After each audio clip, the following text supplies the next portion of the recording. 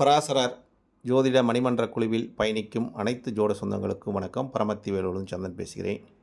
இன்றைய கேள்வி பதில் நிகழ்ச்சியில் முதல் கேள்வியாக சென்னை சேர்ந்த ராம் அவர்கள் ஒரு சிறப்பான ஒரு கருத்தை முன்வைத்திருந்தார்.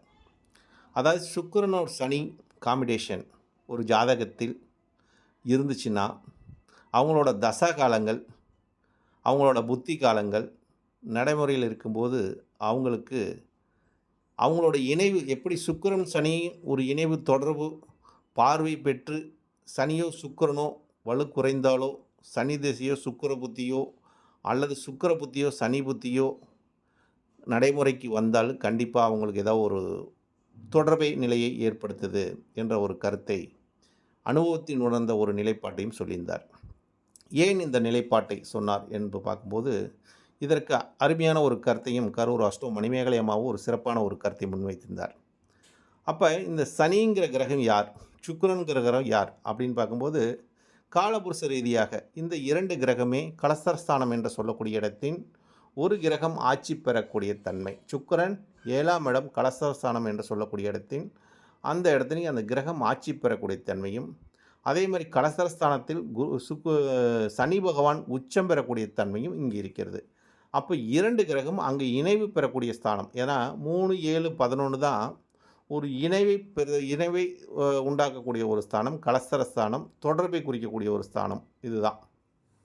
அப்போ இந்த ஸ்தானத்தில் இந்த இரண்டு கிரகங்களும் ஒரு கிரகம் ஆட்சி, ஒரு கிரகம் உச்சம் அப்படிங்கிற ஒரு தன்மை. சனிக்கு உண்டான ஒரு தன்மை என்று பார்க்கும்போது எதையுமே ஸ்லோவாக செய்யும், வேகமாக செய்யாது. அதையும் குறிப்பிட்டிருந்தாங்க. சுக்கிரன் எதையுமே பாசிட்டிவாக செய்வார், அழகாக செய்வார். அவரோட தன்மையே ஒரு அனைவருக்கும் பிடிக்கும். சனியோட தன்மை கூட சில பேருக்கு பிடிக்காது, சுக்கிரனோட தன்மையை பிடிக்கும்னு வச்சுங்களேன். ஏன்னா அவர் வாசனை திரவியத்தில் பூசிக்கிட்டு பளபளன்னு வருவார். அதனால் அவரை பார்க்குறதுக்கே நமக்கு ஒரு நல்லாயிருக்கும், ஒரு வசீகரத்தன்மையோடு இருப்பார்னு வச்சுங்களேன். அந்த மாதிரி வசீகரத்தன்மையோடு இருக்கிறவர் சுக்கிரன். வசீகரமே இல்லாமல் இருக்கிறவர் சனி, அழுக்கோடவும் உழைப்போடவும் இருக்கக்கூடியவர் சனி. அப்போ இவங்களை ஏன் அந்த கிரகம் அந்த மாதிரி ஒரு நிலைப்பாட்டை கொடுக்குது அப்படின்னு பார்க்கும்போது இவங்களோட நட்சத்திரத்தை நாம் பார்க்க வேண்டும். அதாவது சுக்கிரனோட நட்சத்திரம் 1, 5, 9 இருக்கக்கூடிய ஒரு தன்மை. அதாவது சுக்கிரன் ஏன் 1, 5, 9னா அது ஒரு தொடர்புங்கிறத ஒரு வழியோட ஒரு கௌரவமான ஒரு நிலையை குறிக்கக்கூடிய இடத்துல பாவத்தில் சுக்கிரனோட நட்சத்திரம் இருக்குது. அதாவது 1ஆம் இடத்துலையும் 5ஆம் இடம் 9ஆம் இடம். இப்போ இந்த நட்சத்திரம் அங்கே இருந்தாலும் சனியோட நட்சத்திரம் பாருங்கள் எங்கே இருக்குதுன்னு பார்த்தீங்கன்னா 4ஆம் இடத்திலும் 8ஆம் இடத்திலும் 12ஆம் இடத்திலும், அதாவது மோட்சஸ்தானம் என்று சொல்லக்கூடிய இடத்துலலாம் அந்த சனியோட நட்சத்திரம் வருது. இது இந்த மோட்சஸ்தானம் என்று சொல்லக்கூடிய இந்த 3 இடங்களும் பார்த்திங்கனாலும் 4ஆம் இடங்கிறது ஒரு சுகஸ்தானத்தை குறிக்கக்கூடிய ஒரு சொத்துங்கிற ஸ்தானத்தில் சனியோட நட்சத்திரம் இருக்குது. அதே மாதிரி 8ஆம் இடம் ஒரு கஷ்டம், ஒரு நஷ்டம், ஒரு ஆயுள் ஸ்தானம் என்று சொல்லக்கூடிய இடத்துலையும் சனியோட நட்சத்திரம். அங்கே அதே மாதிரி உரையஸ்தானம் என்று சொல்லக்கூடிய இடத்துலைக்கு 12ஆம் இடத்துலையும் சனியோட நட்சத்திரம் இருக்குது. பூசம், அனுசம், உத்திரட்டாதி. அதே மாதிரி இந்த நட்சத்திரத்தோட நிலைப்பாட்டில் சுக்கிரன் போய் சனியோட நட்சத்திரத்தில் அமர்ந்துட்டால் இவங்களுக்கு மறைமுகமான வெளியே தெரியாத ஒரு தொடர்பு நிலையை ஏற்படுத்தி கொடுக்கும். ஏன்னா சுக்கிரன் என்பது 1க்கு 5க்கு உடைய கிரகம் நட்சத்திரம். அந்த கிரகம் போய் சனியோட நட்சத்திரமாகிய மோட்சஸ்தானம் என்று சொல்லக்கூடிய இடத்துலேயே 4ஆம் இடத்துல ஒரு பூச நட்சத்திரத்தில் இருந்தாலும், இல்லை ஒரு அனுச நட்சத்திரத்தில் சுக்கிரன் இருந்தாலும், இல்லை உத்திரட்டாதி நட்சத்திரம் போய் சுக்கிரன் இருந்தாலும் அவங்களுக்கு உண்டான ஒரு தொடர்பு நிலையும் அதில் முன் செய்த ஒரு கர்மவினையின் பலனாக இவங்களுக்கு அது ஏற்படுத்தி கொடுக்கும் அப்படிங்கிற ஒரு தன்மையை இது எந்த காலகட்டத்தில் நடக்கும் அப்படின்னா, ஒன்று சுக்கிர திசை நடக்கணும், இல்லாட்டி சனி திசை நடக்கணும், இல்லாட்டி அவங்க புத்தி நடக்கணும். இதில் நடந்தால் தாங்க, இது எந்த திசையை வேணாலும் எடுத்துக்கங்க. நீங்கள் சனி திசை இதெல்லாம் விட்டுருங்க. அந்த கிரகம் சுக்கிரன் சனியோட சார்ட்டிலிருந்து அதோட புத்தி காலங்கள் நடைபெறும் போது தக்க வயசில் அந்த நிலைப்பாட்டை ஜாதகத்துக்கு கொடுக்கும். ஏன் அந்த நிலைப்பாட்டை கொடுக்கும்னு கேட்டிங்கன்னா, இதெல்லாமே இந்த சனியோட நட்சத்திரம் எல்லாமே கர்மாவின் பலனை குறிக்கக்கூடிய ஒரு நட்சத்திரங்கள். அப்போ எந்த மாதிரி ஒரு கர்மா காலங்கள் அந்த காலகட்டத்தில் நடக்கணும் அப்படின்னா அந்த வயசுக்கேற்ற ஒரு நிலைப்பாட்டை அந்த ஜாதகத்துக்கு அந்த நிலைப்பாட்டை கொடுக்கும் அப்படிங்கிறது ஒரு நடைமுறையில் பார்த்த நிலைப்பாடும் உண்டு. அதே மாதிரி இந்த சனி பகவான் இருக்காருன்னு பார்த்தீங்கன்னு வச்சுக்கோங்க, 1, 5, 9 அதில் வந்து சுக்கிரனோட நட்சத்திரம் வரும். அதாவது பரணி, பூரம், பூராடம். இந்த நட்சத்திரத்தில் சனி பகவான் போய் அமர்ந்துட்டாலும் இவங்களுக்கு அதாவது தங்களோட ஜாதிக்கு சம்மந்தப்பட்டவர்கள் இல்லாமல் வேறு ஜாதியில் ஒரு ஒரு தொடர்பை ஏற்படுத்தக்கூடிய தன்மையும், அது மூலிமா இவங்களுக்கு ஒரு காதல் இதுலலாம் ஒரு நிலைப்பாட்டை எடுத்து கொடுக்கக்கூடிய தன்மையும், திருமணத்தில் போய் கொடுக்கக்கூடிய தன்மையெல்லாம் வந்துவிடும். ஏன்னா சனிங்கிற ஒரு கிரகம் வந்து நான் தான் சொல்லிட்டேன், முன் செய்த கர்மாவினை பலனை அனுபவிக்கக்கூடிய ஒரு தன்மை.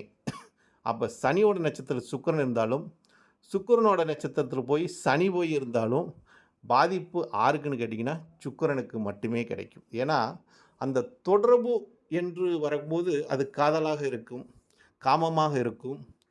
அது ஏன் அப்படின்னா, போன ஜென்மத்தில் நான் விட்டு வைத்து போனது இந்த ஜென்மத்தில் அது நிறைவேறக்கூடிய தன்மையாக இருக்கிறதுனால அந்த நிலையை ஏற்படுத்தி கொடுக்கும். இது இது வந்து சாத்தியப்படுமா சாத்தியப்படாதானா, இதெல்லாம் வந்து ஜாதகத்தை நாம் பார்க்கும்போது அதில் உள்ள ஒரு நிலைப்பாட்டை உணர்ந்து, ஏன்னா ஒரு கிரகம் அதோட சேர்க்கையை வைத்து பார்க்கணும், அதோட பாவத்தை வைத்து பார்க்கணும், அதோட பார்வையை வைத்து பார்க்கணும், அதோட நிலைப்பாட்டை உணர்ந்து பார்க்கணும். அதேமாதிரி லக்கணத்துக்கு அது எந்த பாவத்தில் வருகிறது என்று பார்க்கணும், அது யாரோட தொடர்பு என்று பார்க்கணும். இந்த மாதிரி ஒரு ஜாதகத்தில் பல ஆய்வுகள் உள்ளது. அந்த பல ஆய்வுகளையும் எடுத்து சீர்திருத்தி பார்த்து அந்த நிலைப்பாட்டை நம்ம சொல்லிவிடலாம். பொதுவாக சுக்கிரனும் சனியும் சேர்க்கை பெற்றிருப்பது ஒரு தொடர்பை நிச்சயமாக ஏற்படுத்தும். அது நட்சத்திரத்தில் இருந்தாலும் சரி, அது பாவ ரீதியாக வந்தாலும் சரி, திரிகோணத்தில் இருந்தாலும் சரி, கேந்திரத்தில் இருந்தாலும் சரி, இது நிச்சயமாக அந்த ஜாதகத்துக்கு அது நடக்கும். இது எவ்வாறு எந்த காலகட்டத்தில் நடக்கும் என்பதை உணர்த்துவதே ஒரு ஜோதிடரின் கடமையாகும். அது எந்த காலகட்டத்தில் நடக்கும் என்பது தீர்மானித்து சொல்வது நம் வாழ்க்கையில் அனுபவத்தின் உணர்ந்த நிலைப்பாட்டை வைத்து தான் சொல்ல முடியும். இந்தந்த வயசுக்காரங்களுக்கு இந்தந்த காலகட்டத்தில் இது எது நடக்கும், இந்தந்த நிலையில் இது இது நடந்திருக்கும் அப்படிங்கிற ஒரு உண்மை நிலைப்பாட்டை நாம் எடுத்து சொல்ல முடியும். இதுதாங்க சுக்கிரன் சனி காம்பினேஷனோட ஒரு உண்மை நிகழ்வும்.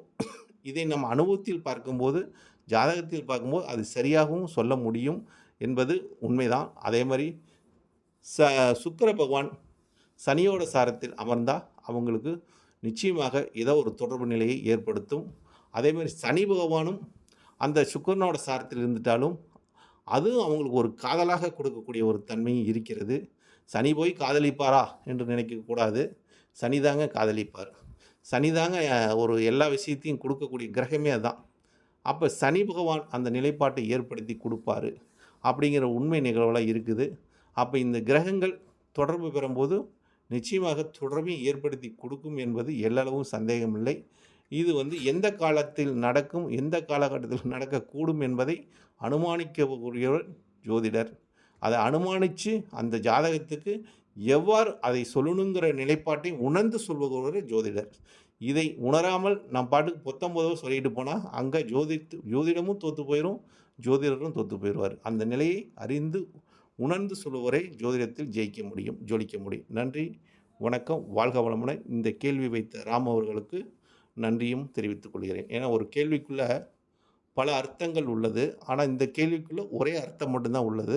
அந்த அர்த்தத்தை உணர்ந்து பார்த்தாவே அதோட உண்மை நிலையை ஆழமாக புரிந்து கொள்ள முடியும் என்பதை இந்த நிலைப்பாடு அனைவருக்குமே ஒரு பயனளிக்கக்கூடிய ஒரு தகவலாக உள்ளதனால் இதற்கு எனக்கு தெரிஞ்ச முறையிலும் ஒரு கருத்தை பதிவிட்டிருக்கேன் ஐயா.